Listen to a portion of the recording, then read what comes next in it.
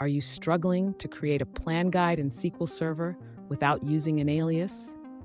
You're not alone. This is a common challenge for many SQL Server users, and today we're going to tackle it together.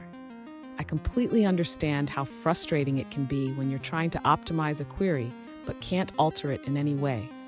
It feels like you're stuck between a rock and a hard place, right? You're definitely not the only one facing this issue.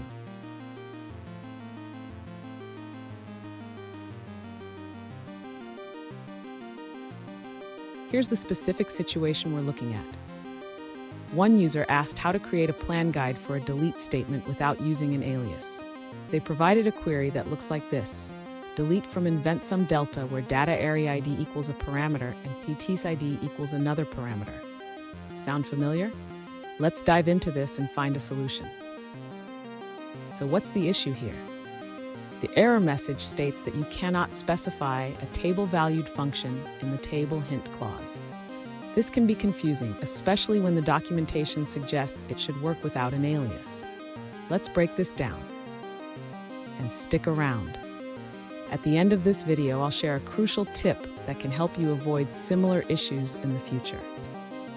To create a plan guide without using an alias, the user should first ensure that the table name in the plan guide matches exactly with the table name in the query. This is crucial for the plan guide to work correctly. Next, the user should modify the plan guide creation statement.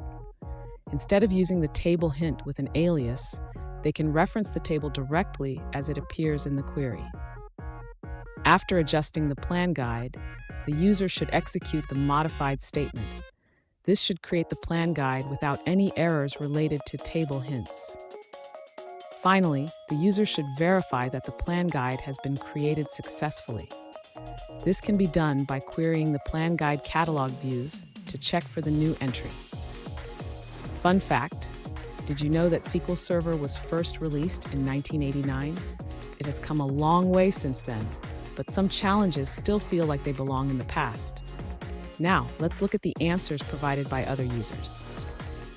The user points out that the error message you received is misleading. It isn't related to the nature of the object, but rather that delete statements cannot use table hints.